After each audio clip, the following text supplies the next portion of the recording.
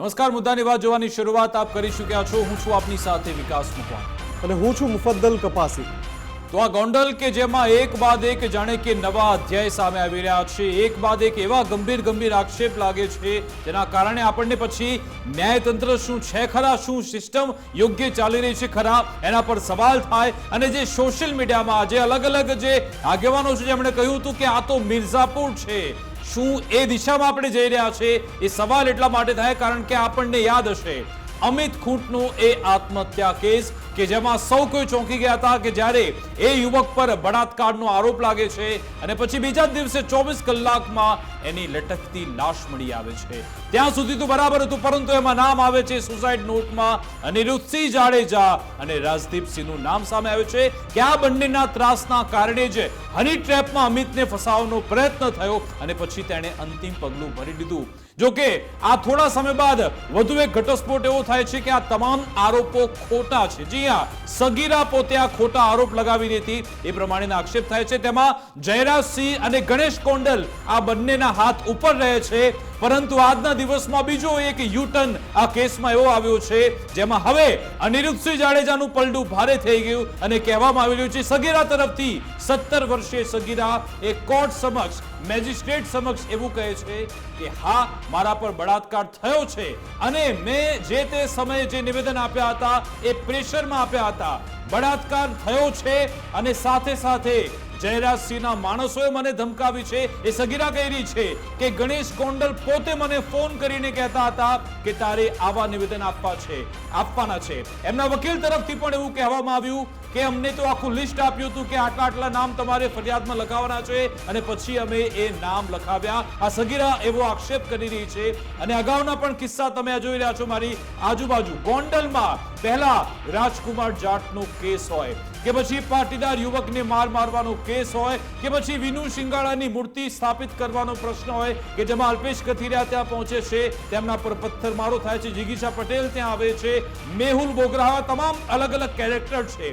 આ જ કેસ મામલે વરુણ પટેલ પણ કહી રહ્યા છે કે પહેલા વોટ આપવાના, નોટ આપવાના, મારવાનો, ઘણી બધી આમાં રાજનીતિ પણ છે, ઘણું એકબીજાનું વર્ચસ્વ સ્થાપવાનો પણ પ્રયત્ન છે, પરંતુ સવાલ એક મોડમાં એ છે કે શું આપણી આદર્શ વ્યવસ્થા માટે, શું લોકશાહી માટે આ બરાબર છે ખરા?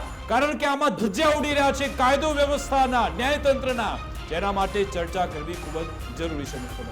વિકાસ, આમાં જે સવાલ આપણે પૂછી રહ્યા છે કે ગોંડલ, ગોકુલ કે મિર્ઝાપુર, ઘણી બધી લાગણીઓને એકઠી કરીને સવાલ પૂછાઈ રહ્યો છે, પણ ખરેખર શું એ સવાલ માટે કોઈ સ્થાન બચ્યું છે ખરું?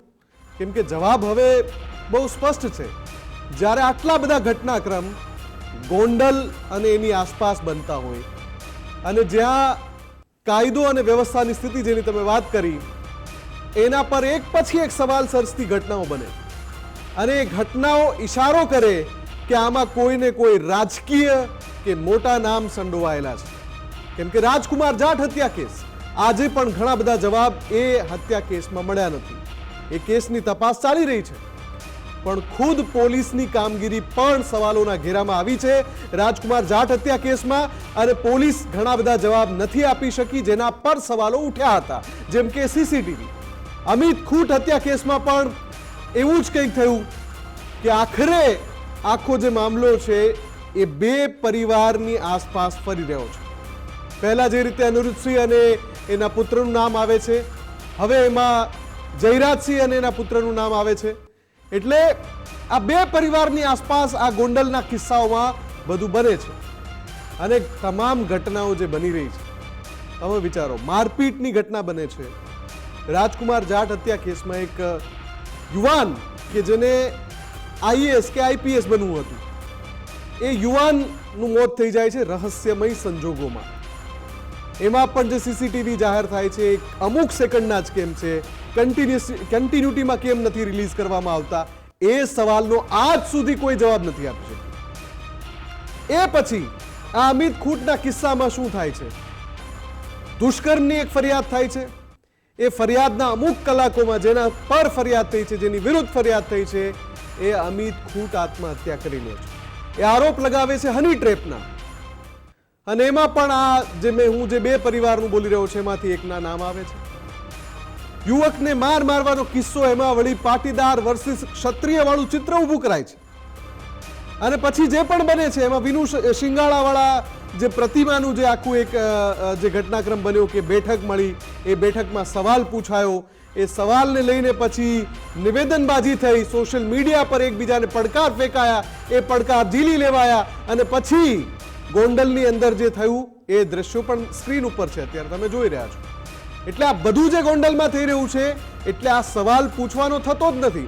ઘણી બધી રીતે તો એવું જ લાગે છે કે આમાં સવાલ આ પૂછવાનું ક્યાં થાય? આ બધા એવા પ્રકરણ છે, એવા બધા પ્રશ્નો છે કે જેના કોઈ જવાબ ક્યારે નથી મળવાના એવું લાગી રહ્યું છે. અને હવે અમિત ખૂંટના કેસ વિશે વાત કરીએ. આ કેસમાં આજે સૌથી મોટો વળાંક આવ્યો છે. જી હા, આ જે સગીરા સામે આવી, જે અગાઉ પોતે આરોપી બની ચૂકી હતી, તેને પછી જામીન મળી ગયા.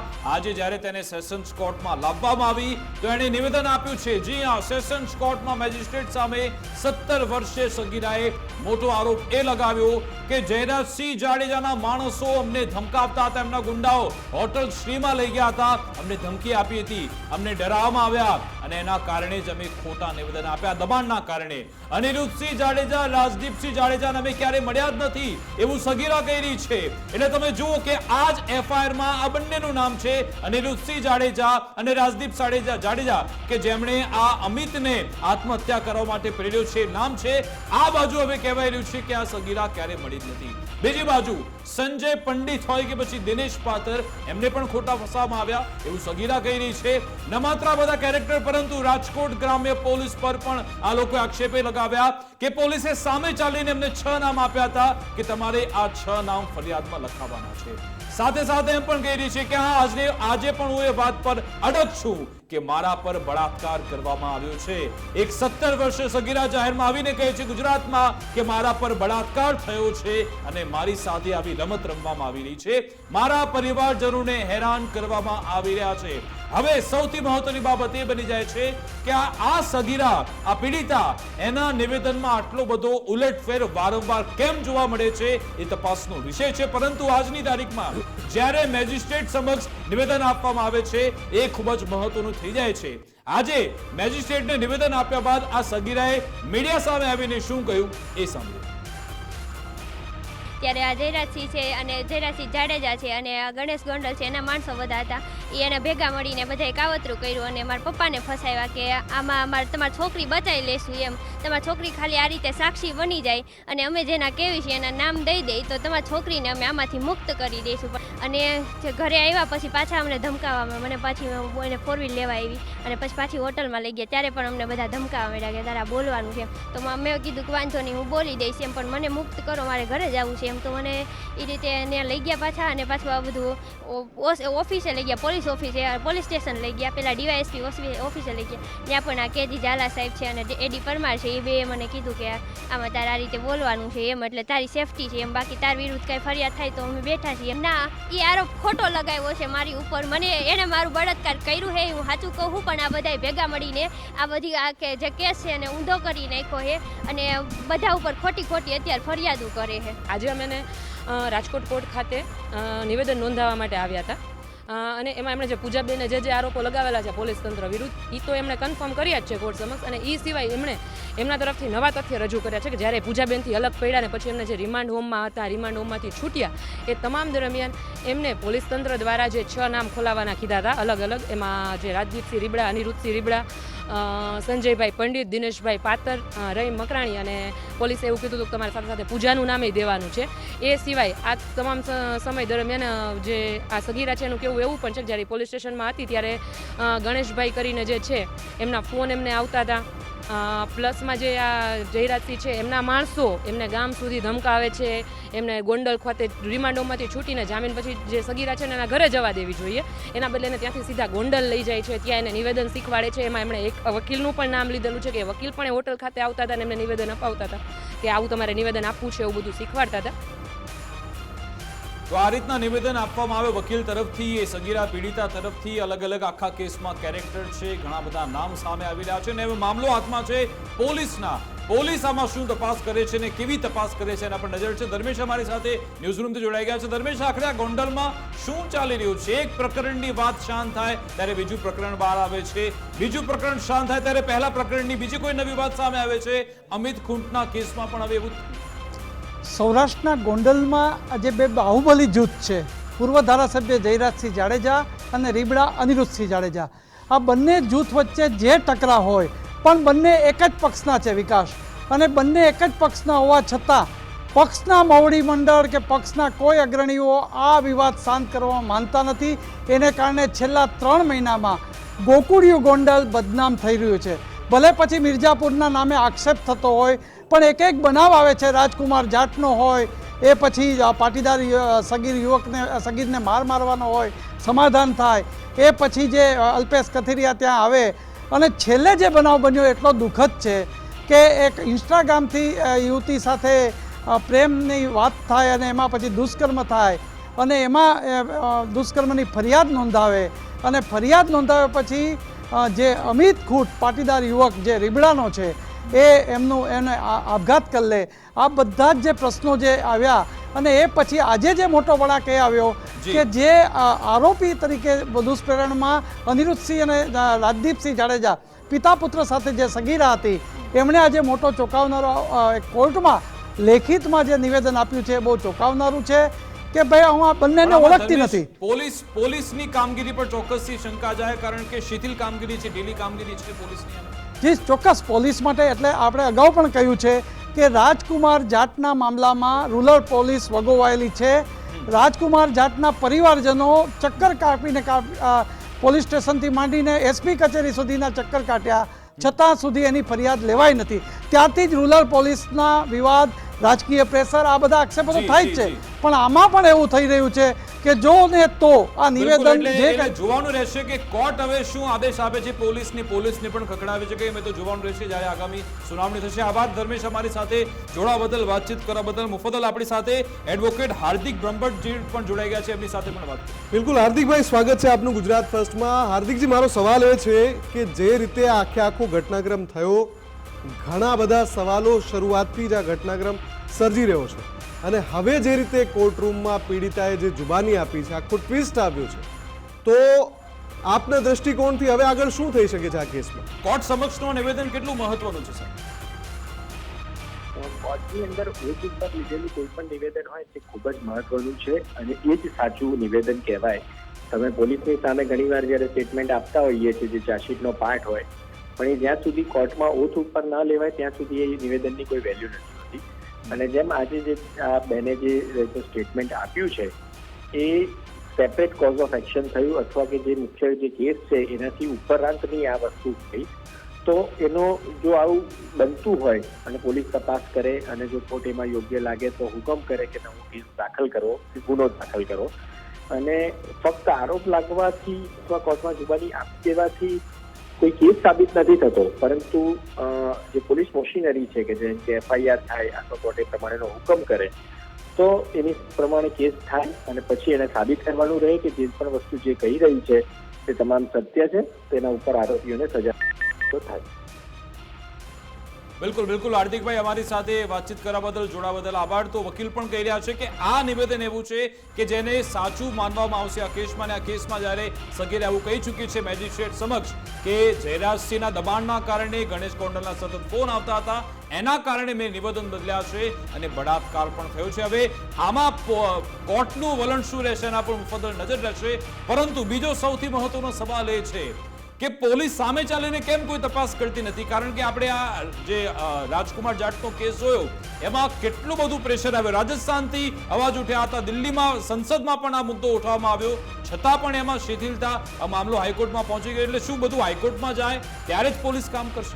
એટલે ઘણા બધા ઘટનાક્રમ એવા જ છે કે જે સવાલ મેં શરૂઆતમાં જેમ કહ્યું કે કેટલાક સવાલો ગોંડલની અંદર ઉત્પન્ન થાય પછી એનું બાષ્પીભવન થઈ જાય, એનો જવાબ કોઈને મળતો નથી.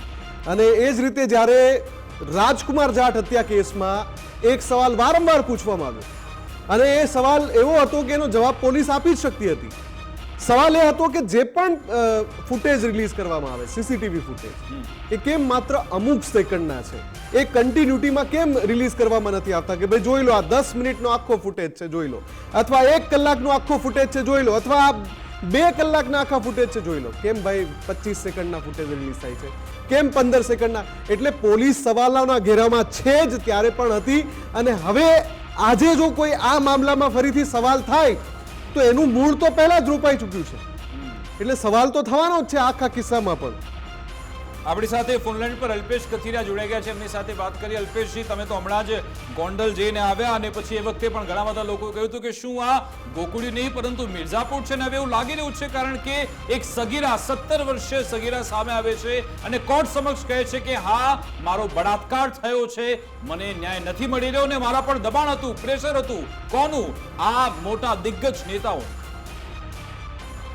જે રીતે સગીરાએ આજે નિવેદન આપ્યું છે, આ નિવેદનના તથ્યતાના આધારે જ્યુડિશિયરી આની ઇન્કવાયરી થવી જોઈએ, કેમ કે આમાં એકવાર જયરાજસિંહના નામો આવે છે, બીજી તરફ અનિરુદ્ધસિંહના નામો આવે છે. 2 પરિવારના કારણે ગોંડલની અંદર વર્ષોથી લોકો પીડાય છે.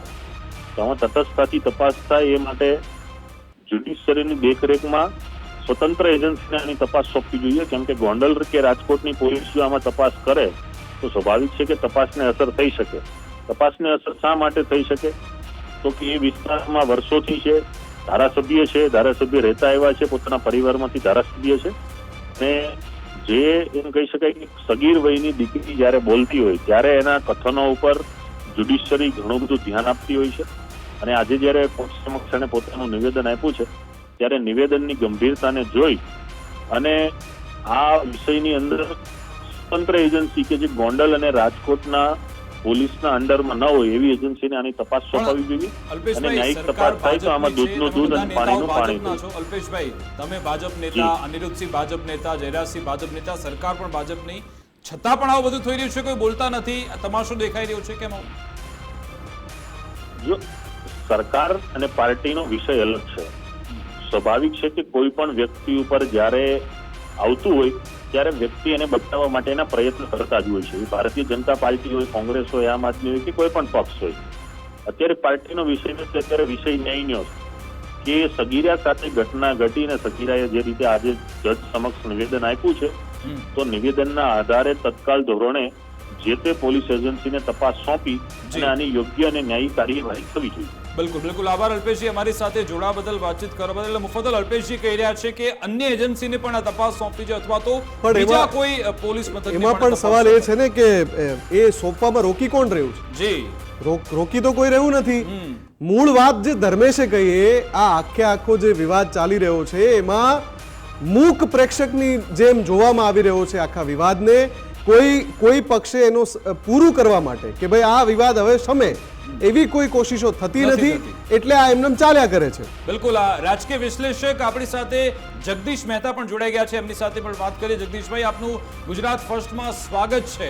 જગદીશભાઈ, આ બધા ઘટનાક્રમને તમે નજીકથી જોઈ રહ્યા છો. ગોંડલનો આ જે કેસ, એની ક્રોનોલોજી આપ જાણો છો કે પહેલા અમિત ખૂટ પર બળાત્કારનો આરોપ લાગે છે, પછી ત્યારબાદ તે સુસાઇડ કરી લે છે, જેમાં અનિરુદ્ધસિંહ અને રાજદીપસિંહનું નામ આવે છે. આગળ જતા આરોપ લગાવનાર સગીરા પોતે પણ આરોપી બની જાય છે કે તેણે ખોટો દુષ્કર્મનો આરોપ લગાવ્યો. તો જો કે હવે એ વળાંક એ આવ્યું કે સગીરા પોતે જજ સમક્ષ કહી રહી છે કે મારા પર બળાત્કાર થયો, અને જે તે સમયે જયરાજસિંહના દબાણના કારણે મેં નિવેદન બદલ્યું હતું. હું તો અનિરુદ્ધસિંહ કે રાજદીપસિંહને ઓળખતી પણ નથી.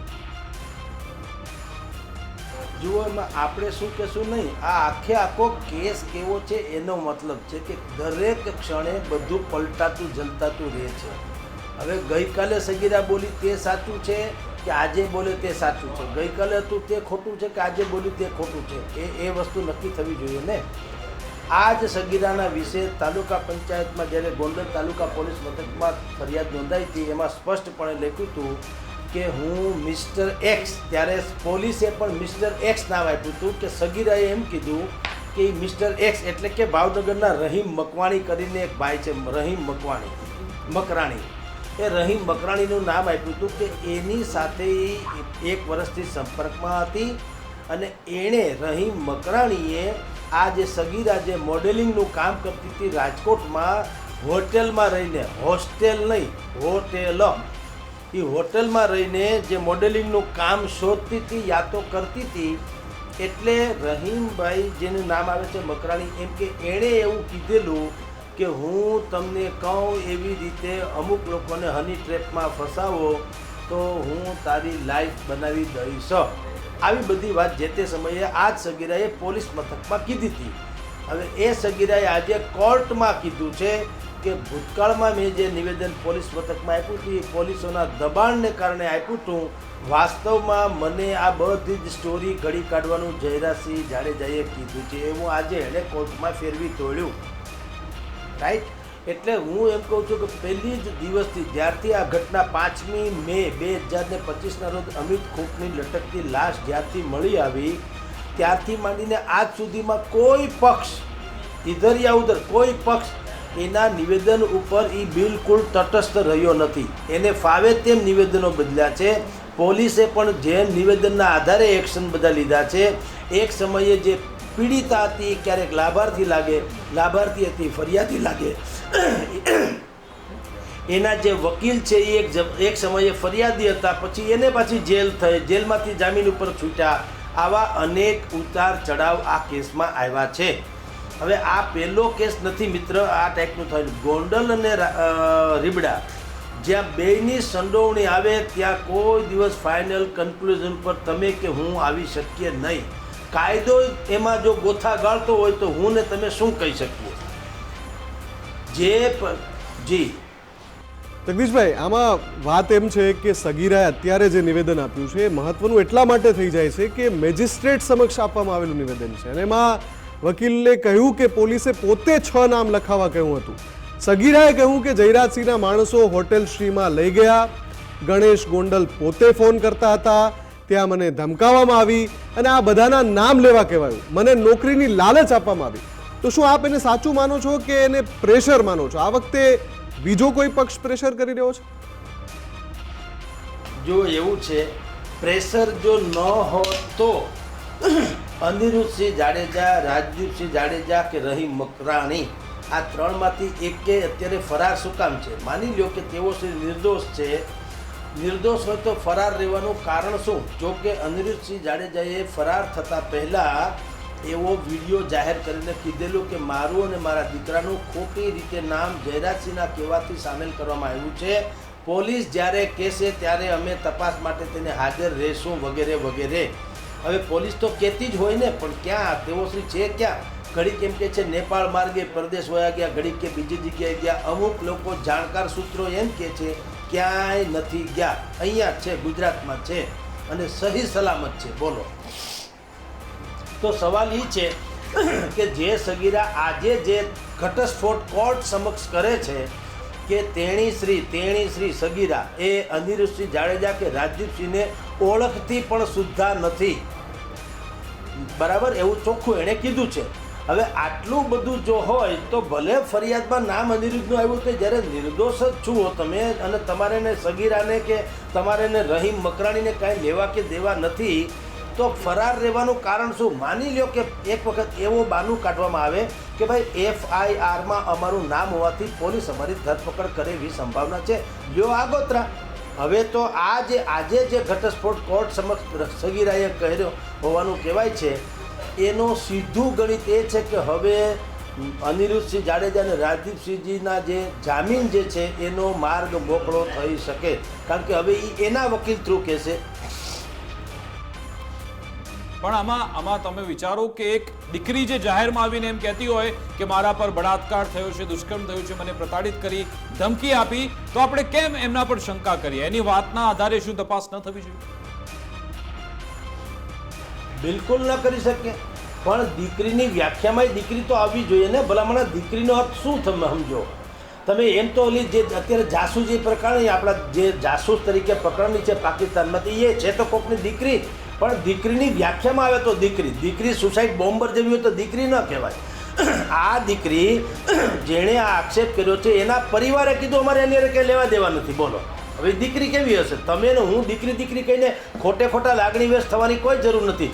દીકરી સાચી, પણ ક્યારે એ દીકરીની મર્યાદામાં હોય તો દીકરી સાચી. એ બિલકુલ હા, એ બિલકુલ નિર્દોષ હોય, એ નાદાન હોય તો ઠીક છે. હવે આ ષડયંત્ર તો તમે જુઓ કે પોતે એક તરફ એમ કહે છે કે હું મોડેલિંગનું કામ કરવા માટે થઈને આવી છું, એના મૂળ છે સુરત સાવરકુંડલા બાજુના વતની, એના પરિવાર સુરત વગેરે રહે છે, તેણી શ્રી એકલી અહીંયા રાજકોટમાં એ હોટલમાં રહે છે. તમે વિચાર તો કરો, તો હોટલમાં રહેવું અને પાછું મોડેલિંગનું કામ કરવું, આ બધા લપસણા ક્ષેત્રો નથી?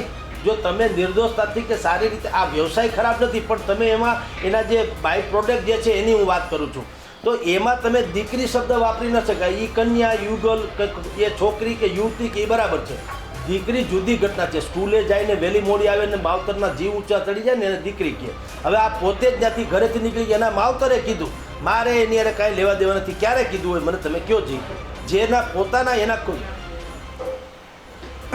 જી એટલા માટે એ મૂળ વાત જ એટલા માટે છે. દીકરી એમ કહી રહી છે કે મને અને મારા માતા પિતાને ધમકાવ્યા હતા, 2 થી 3 વાર ધમકાવ્યા, એટલે ખોટા નિવેદન અપાઈ ગયા, કારણ કે મારી પર પ્રેશર હતું. આવા પ્રેશરમાં માતા પિતા આવી વાતો કરતા હોય છે ને ભૂતકાળમાં આવા કિસ્સા જગદીશ આપણે જોયા છીએ. આવા આક્ષેપ જો થતા હોય તો શું તેની તપાસ ન થવી જોઈએ? શું ગંભીરતાથી આ મામલાને ન લેવો જોઈએ?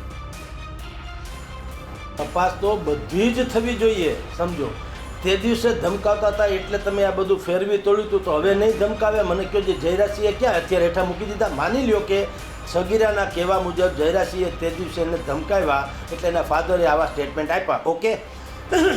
તો જયરાજસિંહે કાંઈ દીક્ષા તો નથી લઈ લીધી હવે કે આજથી અહિંસા પરમો ધર્મ? એ તો એનો ઈ છે કે નહીં? તો હવે તમે કયા બેઝ ઉપર તમે અત્યારે તમને જે અત્યારે સુરાતન ચડ્યું કે સત્ય બોલવાની હિંમત થઈ, એની પાછળનું રહસ્ય શું? મને કહો જી ભાઈ. હવે તમને નહીં જયરાજસિંહ હેરાન કરી શકે એવું કાંઈ તમારી પાસે ઢાલ કવચ આવી ગઈ છે?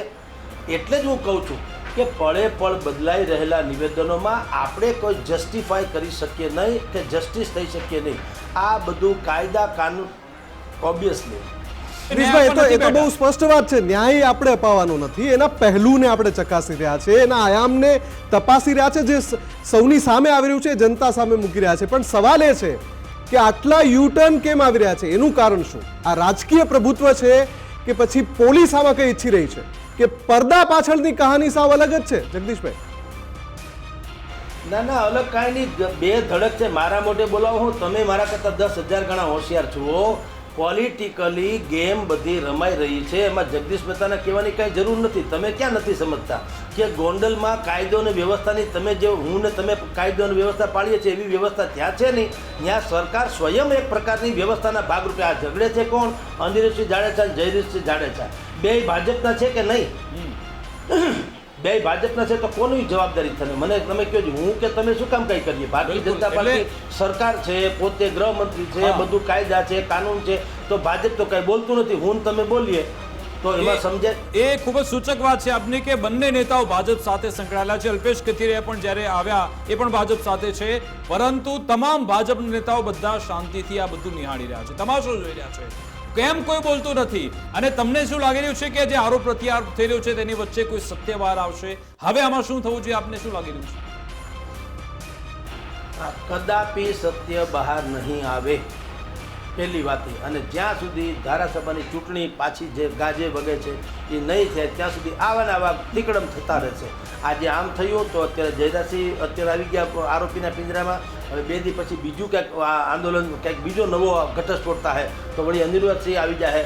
આ કેસમાં આવું જ થયું હતું ને, પહેલેથી આજ સુધી આવું જ થયું ને. પહેલાં જે સગીરા હતી ફરિયાદી હતી, પછી ખબર પડી કે આ તો પીડિતા નથી તો લાભાર્થી, આ આરોપી બની ગઈ લાભાર્થી હતી. વળી પછી અત્યારે પાછી તેણીશ્રી ફરિયાદી પણ બની ગઈ, સહાનુભૂતિ આવી ગઈ. હવે ભવિષ્યમાં પાછું શું થાય નક્કી નથી. એના નાના વકીલો હતા બંને, જે દિનેશભાઈ કે આપણા ભાઈ પંડિત હતા, એ બે તમે જુઓ, એક સમયે સંજયભાઈ એક સમયે વકીલ હતા, વળી એ આરોપી બની ગયા, જેલમાં ગયા, જેલમાંથી જામીન ઉપર છૂટ્યા. તમે વિચાર તો કરો કે જેવા તેવા આમાં વળાંકો આવે છે. આટલા સ્પીડ બ્રેકર તો ભૂલભલી સોસાયટીમાં નથી હોતા. એટલે એ છોડીએ, આ ગોંડલ ને રીબડા પંથકની કોઈ પણ ઘટના હોય એમાં નિર્ભેળ સત્ય ક્યારેય બહાર આવશે નહીં. સરકાર તમાશો જુએ છે અને પ્રજાની આંખે પાટા બાંધે છે, સરકાર સ્વયં. જગદીશજી, પ્રજાએ તંત્ર પર, પોલીસ, સરકાર પર વિશ્વાસ રાખવો કે નહીં? આખા કેસમાં કોઈ કહે છે કે આત્મહત્યા માટે મજબૂર કરાયા, કોઈ એમ કહે છે કે બળાત્કાર થયો. તમે કહો છો કે સત્ય ક્યારે બહાર નહીં આવે, તો લોકોને ન્યાય વ્યવસ્થા પર વિશ્વાસ કરવો કે નહીં? તો કેને ભરોસો છે? તમે બતાવો, તમે એક આપણા ભૂંગળા લઈને મોકલો બધાને સર્વે કરવા. કોઈ આખા ગુજરાતમાં એમ કહે કે મારી બાજુમાં પોલીસ ચોકી છે ને એટલે હાશ ભાગશાળી, એમ હરામ બરોબર એક કહેતો. બધા એમ કે આ ભગવાન બચાવે આનાથી, વ્યસનથી છેટા હારા. એટલે હવે એ છોડીએ, બધાને બધી ખબર જ છે. કોઈને પોલીસ આપણા રક્ષક છે એવું એક વાક્ય કોઈના મોઢે બોલાવી દો, તમે કયો એટલા રૂપિયા હારી જાય. પછી તમે આમ કરો એ જુદી વાત છે. કોઈ પ્રેમથી વાત કરો, કોઈને નથી, બધાને ખબર છે સેટિંગ સિવાય કાંઈ થતું નથી. રાજકોટમાં નકરું તમારે અનેકો કૌભાંડ બહાર આવ્યા છે, એક નહીં અનેકો કૌભાંડ બહાર આવ્યા છે. અરજી કરીને નાખી જાય, એ અરજી પાછા પોલીસવાળા લે, પછી છગન મગનભાઈને ફોન કરે, તમારા નામે અરજી આવી છે, બોલો સમજવું છે, પછી હું મારી કંઈ વહીવટ છે એટલે પતાવવું છે કે બતાવવું છે, ત્યાં બધા સેટિંગ થાય. હવે આ જગ જાહેર વાતો છે. એટલે કાયદો અને વ્યવસ્થા એ બિલકુલ મારા તમારા જેવા, તમે તો મોટા માણસ છો, પણ આપણા જેવા સામાન્ય માણસો માટેની આ વાત છે. બિલકુલ મોટા માણસોને આને કાંઈ લાગે વળગે ને, એ તો કાયદાને ખીચામાં લઈને ફરે છે. જી જગદીશભાઈ, આમાં ગોલપોસ્ટ જે છે રાજકોટ પોલીસ પાસે છે. પોલીસ કેમ અનિરુદ્ધસિંહ કે રાજદીપસિંહની ધરપકડ નથી કરતી? જ્યારે એમના નામ આવે છે, એમના નામ એફઆઈઆરમાં નોંધાય છે, જ્યારે જયરાજસિંહ અને ગણેશ ગોંડલનું નામ આવે છે તો તેમના નિવેદન પણ લેવા જોઈએ. પોલીસની કામગીરી કેમ આમાં બિલકુલ શિથિલ છે? એ બધું જ આપણે આપણી જાતને જે કંઈ નાગરિકો, સામાન્ય નાગરિકો માટેની આ પરિભાષા છે. તમે ને હું જે બોલીએ છીએ, આ લોકો કાયદાને ગોળીને પી જનારા છે. એટલે જ્યારે આ બંને રીબડા કે ગોંડલની વાત આવે ત્યારે પોલીસ પણ બુદ્ધિપૂર્વક તેલની ધાર જોઈને કામ કરે, કાયદાની ધાર જોઈને નહીં. ત્યાં ઇન્ડિયન પિનલ કોડ મુજબ ના આવે, મારું તમારું નામ હોય 5 ભાઠા મારીને બેહાડી દે. અહીંયા કાંઈ થતું નથી. અહીંયા બુદ્ધિપૂર્વકના ખેલ થાય છે. તમે જુઓ, લોકો એમ કહે છે કે અનિરુદ્ધસિંહ જાડેજા અને રાજદીપસિંહ ફરાર છે. કેટલાક લોકો જાણકાર, બિલકુલ જાણકાર કહું છું, હા ઉટપટાંગ વાત નથી, જાણકાર વર્તુળો એમ કહે છે કે ક્યાંય કરતાં ક્યાંય ફરાર બરાર નથી. એ ચોક્કસ રીતે સરકારી સંરક્ષણમાં છે. બોલો, એટલે તમને કહું છું કે જે આપણે અત્યારે ચર્ચા કરીએ છીએ એ સામાન્ય નાગરિકોના માટેના કાયદા કાનૂનની વાત કરીએ છીએ. આ લોકો સામાન્ય નથી, આ અસામાન્ય છે. એટલે ત્યાં કાયદો ત્યાં બિલકુલ લચીલું વલણ અપનાવે. તમે કલ્પના કરો. જગદીશ, આમાં આદર્શ વ્યવસ્થા આવી તો ન જોવી જોઈએ. સામાન્ય માણસ આમાં ક્યાં જાય? મામલો પોલીસના હાથમાં છે. પોલીસ કેમ નિષ્પક્ષતાથી તપાસ નથી કરતી? કેમ યોગ્ય દિશામાં તપાસ જતી નથી? એટલા માટે નથી થતી કે પોલીસની ઉપર એક પ્રકારની પોલિસી છે. તમે સમજો, કાંઈ પોલીસ નિષ્પક્ષ છે એવી કોઈ વાત નથી. એની ઉપર પણ એક આકા છે. જેમ અપરાધીઓના આકા હોય એમ આજે સત્તાવાર અધિકારી હોય એના એક આકા હોય છે. હવે આકા કે એમ થાય, મને તમે કહો, આજ હર્ષ સંઘવીજીએ એમ કીધેલું કે કોઈ પણ અપરાધી હશે અમે એના વરઘોડા તો કાઢીશું જ. હકીકત છે કે નહીં? કીધું તું. તો બચુભાઈ ખાવડના છોકરા અત્યારે છે જે 74 કરોડ રૂપિયાના કૌભાંડમાં નીકળ્યો વરઘોડો ક્યારેય? એવા ઘણા બધા ઉદાહરણો. એટલે હું તમને કહું છું કે કાયદો સામાન્ય માણસો માટે છે. આ બધા અસામાન્યની વ્યાખ્યામાં આવે, સામાન્યની વ્યાખ્યામાં નથી આવતું. એટલે બધા તમે ને હું ડિબેટ કરીને કાં તો સોશિયલ મીડિયામાં ગાળો ખાઈએ, કાં ટીકા સાંભળીએ ને કાંઈ એમ કહીએ કે આ લોકો ફીફા ખાંડે છે. આપણને એ લોકો એમ કહે છે, આપણને એટલે તમામ મીડિયાને કહું છું, જે મીડિયા લોકો આપણે ડિબેટ કરીએ તો એમ લોકો માને છે, જે લોકો જાણકાર હોય છે, કે આ લોકોને કાંઈ ખબર નથી અને એમને ફીફા ખાંડે છે. કારણ શું છે? ખબર બધી સરકારને છે ટોટલી. આમાં કોણ સાચું કોણ ખોટું, કોણે શું કર્યું. અમિત ખૂટની ત્યાં ચિઠ્ઠી 4 નીકળી હતી, સુસાઇડ નોટની 4 જી બિલકુલ આભાર જગદીશજી, અમારી સાથે જોડા બદલ, વાતચીત કરવા બદલ. તો હવે આમાં ઘણા બધા એંગલ છે, ઘણા બધા આયામ છે મુફદ્દલ, કે એક પોલીસની પોતાની તપાસ છે, એક પીડિત પક્ષ છે એમનો પોતાનો પક્ષ છે, સામેનો જે ફરિયાદી પક્ષ છે એમની પોતાની એક વ્યથા છે. પરંતુ આમાં ન્યાયપાલિકા આખરે શું કરે છે, શું નિવેદન આપવામાં આવે છે, એ પણ ખૂબ જ મહત્વનું બની જશે. બિલકુલ. અને ક્યાંય કોઈ પણ પક્ષ તરફથી જે કોઈ પણ પક્ષની વિરુદ્ધમાં જે આરોપો થાય છે એની સામે પોલીસની જે કામગીરી છે એના ઉપર પણ એક બર્ડ વ્યૂથી નજર નખાવી જોઈએ. કેમ કે આજે નહીં તો કાલે એક સમય એવો આવશે જ્યારે સવાલ તો પૂછાશે. સવાલ પૂછાવાના છે કે તમે આ સમયે આ કામગીરી કેમ આમ ન કરી, આ કેસમાં તમે કેમ આમ ન કર્યું. કેમ કે સમય એનું કામ કરતો રહે છે અને એવો સમય જરૂરથી આવશે જ્યારે લીપાપોતીની કોશિશો છે એનો પર્દાફાશ કરવામાં આવશે ત્યારે એ તમામ આરોપીના કઠેડામાં ઊભા હશે જે આદર્શ ન્યાય વ્યવસ્થાને જ સવાલિયા નિશાન લગાવવા માટે મજબૂર કરી દે છે. બિલકુલ, અમારી વિશેષ રજૂઆત મુદ્દાની વાત અંતર્ગત બસ આટલું જ. આપ જોતા રહો ગુજરાત ફર્સ્ટ ન્યૂઝ. નમસ્કાર.